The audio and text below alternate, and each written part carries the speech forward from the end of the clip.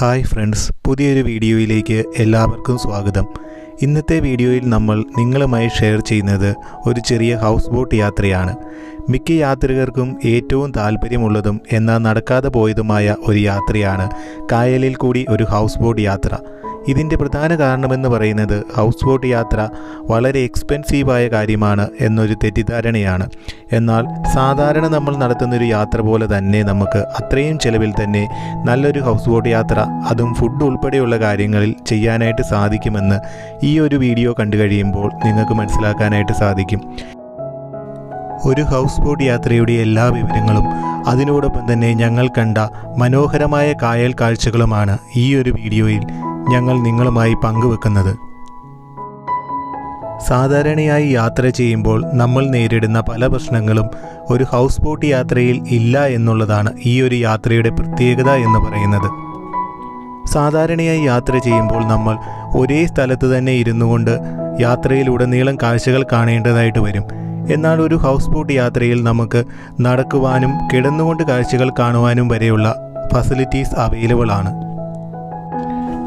ബോട്ടിൻ്റെ എക്സ്പെൻസിനെ കുറിച്ച് പറയുന്നതിന് മുൻപായിട്ട് എന്തൊക്കെ ഫെസിലിറ്റീസാണ് ഈ ഒരു ബോട്ടിൽ നമുക്ക് അവൈലബിൾ ആയിട്ടുള്ളത് എന്ന് നോക്കാം. ഓരോ ബോട്ടിലും നമുക്ക് ലഭിക്കുന്ന ഫെസിലിറ്റീസിൻ്റെ ലഭ്യത അനുസരിച്ചാണ് അതിൻ്റെ ചാർജ് അവർ ഈടാക്കുന്നത്. ഞങ്ങൾ കയറിയ ഈ ഒരു ഹൗസ് ബോട്ടിൽ ടോട്ടൽ 3 ബെഡ്റൂമുകളാണ് ഉണ്ടായിരുന്നത്. 3 ബെഡ്റൂമുകൾക്കും അറ്റാച്ച്ഡ് ബാത്റൂമും മറ്റെല്ലാ ഫെസിലിറ്റീസും ഉണ്ടായിരുന്നു.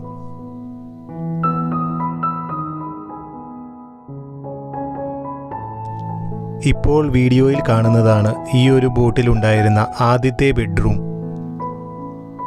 അത്യാവശ്യം നല്ല സ്പേസ് ഉള്ള ഒരു ഹോട്ടലിൽ നമുക്ക് ലഭിക്കുന്ന എല്ലാ കാര്യങ്ങളും ഉള്ള ഒരു ബെഡ്റൂമാണ് ഈ ഒരു ബോട്ടിൽ നമുക്ക് വേണ്ടി ഒരുക്കിയിരുന്നത്.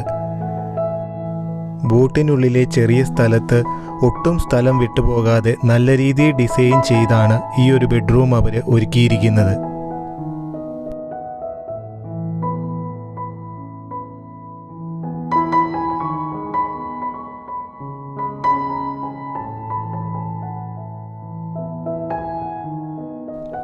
സാധാരണ ആളുകൾക്ക് ഏറ്റവും കൺഫ്യൂഷനുള്ള ഒരു കാര്യമാണ് ഹൗസ് ബോട്ടുകളിലെ ബാത്റൂം എങ്ങനെയായിരിക്കും എന്നുള്ളത്.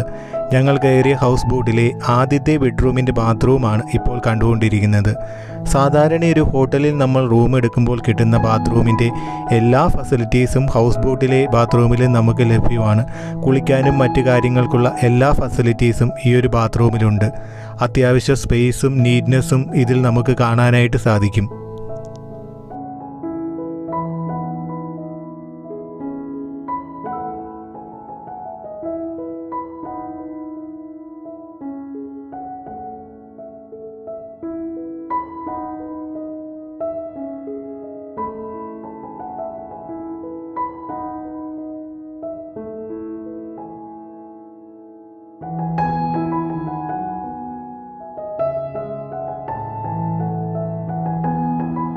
ആദ്യത്തെ ബെഡ്റൂം പോലെ തന്നെ എല്ലാ ഫെസിലിറ്റീസും അവൈലബിൾ ആയിട്ടുള്ളതാണ് രണ്ടാമത്തെ ബെഡ്റൂമും.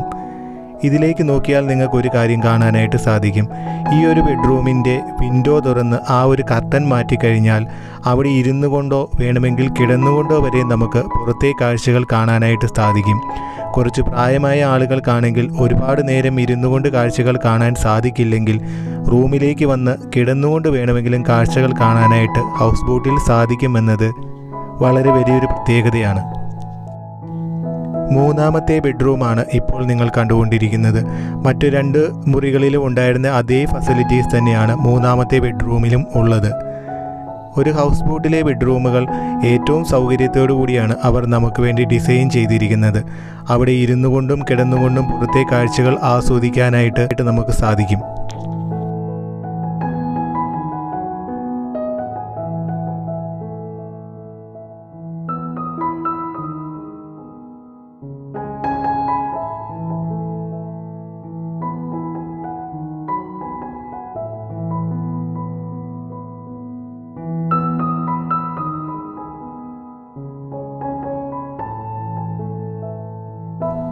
ഇതാണ് ഹൗസ് ബോട്ടിൻ്റെ കിച്ചൺ.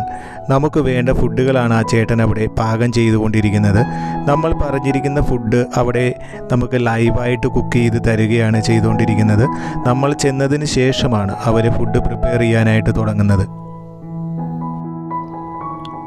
ബോട്ട് യാത്രയുടെ എക്സ്പെൻസിനെ കുറിച്ച് പറഞ്ഞാൽ 15 ആളുകൾക്ക് 12,000 രൂപയാണ് അവർ ചാർജ് ചെയ്തിരുന്നത്. ടോട്ടൽ 15 ആളുകൾക്ക് 12,000 രൂപ. നമ്മൾ കാൽക്കുലേറ്റ് ചെയ്ത് കഴിഞ്ഞാൽ അറിയാം, ഒരാൾക്ക് ഫുഡ് ഉൾപ്പെടെ 800 രൂപയാണ് ഈ ഒരു യാത്രയ്ക്ക് വേണ്ടി വരുന്നത്.